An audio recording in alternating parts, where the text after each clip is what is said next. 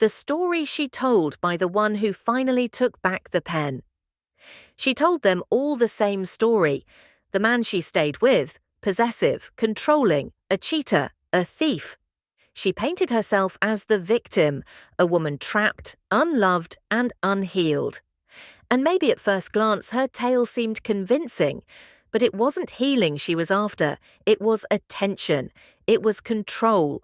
It was power over hearts she could toy with like pets, feeding them pieces of her past, not for connection, but as bait. She knew how to make men feel like rescuers, especially those who still carried the invisible wounds of childhood. And when they stepped into that role, they didn't realize they had stepped into her game. She told each one how she once stood up to her oppressor, how she boldly declared she deserved better. That line was never for her liberation. It was a cue, a seed meant to sprout in the hearts of men desperate to prove they were different. But she never planned to leave that man. She never planned to heal. She never planned to change. She wasn't trapped. She was choosing it. And each time the cycle repeated, she told the story again, hooking another heart, drowning another empath in guilt and savior fantasies. Until one of them didn't drown. The author, he listened, he cared, he gave, but what he received in return was silence, absence, and blame. Then it happened. She yelled, not at him, but at a child, and the mirror shattered. He saw it, all of it. Not just her, but himself. The real story wasn't just about her patterns. It was about his own, the fixer, the giver, the man who kept trying to love people into wholeness while abandoning himself. And that was the breakthrough. The author realized he had always mistaken chaos for chemistry, pain for depth, and neediness for intimacy. He had been giving away his gift, the power to see into people's stories, without ever writing his own. So he told her, "I'm taking my mask off," and he did.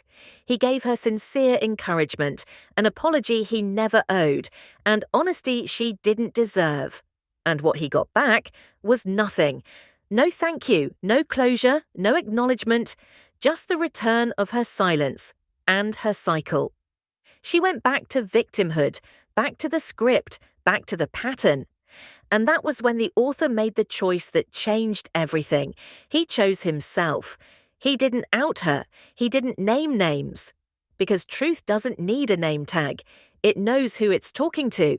He knew that revenge by exposure wasn't healing. It was ego. So he gave no one that honor, not her, not anyone else who tried to rewrite his identity for their own comfort.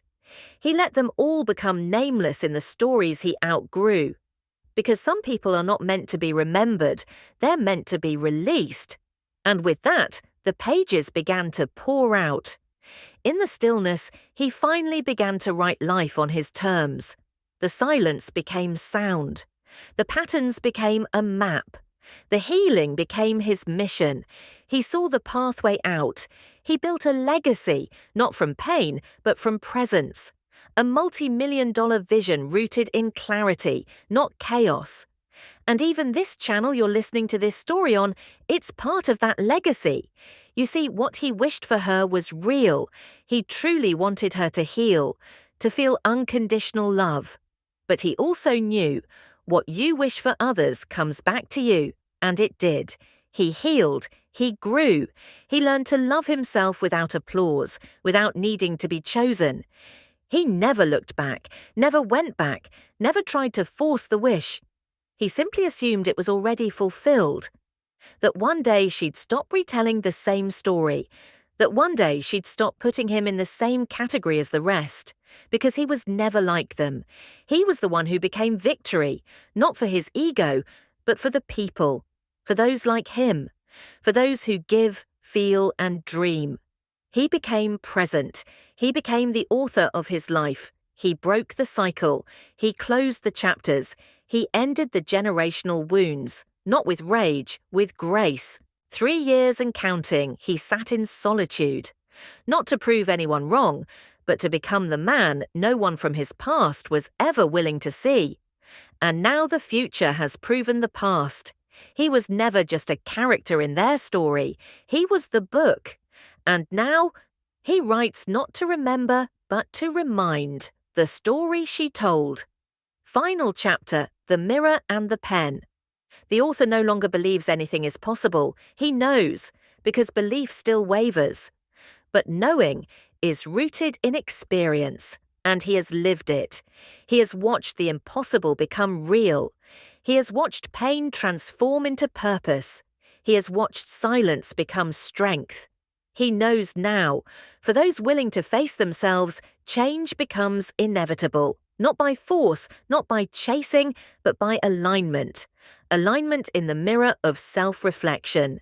And so this final part of the story is not written in judgment, but in clarity. Even for her, if she still listens, if she still scrolls through these echoes of his legacy, if she still remembers the dream, the one where she swore he had named her by name, she will never receive that recognition. Not yet. Not until she too has turned inward and named herself. Not until she's picked up her own mirror, not just her mask.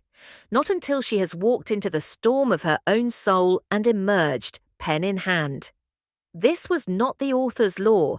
This was the law of the universe, the sacred balance that requires truth to be earned, not simply expected. It was shown to him in a dream, one of many, a vision that, like so many others, has come to pass. And this one too shall come to pass, but only on her terms, if she's ready, if she's willing. Perhaps now, she is. Perhaps now she'll stop reenacting what she witnessed growing up and finally write the story she always wanted to live. Perhaps she'll stop telling the story and start becoming the author, because the pen has always been waiting for her, just as it had once waited for him.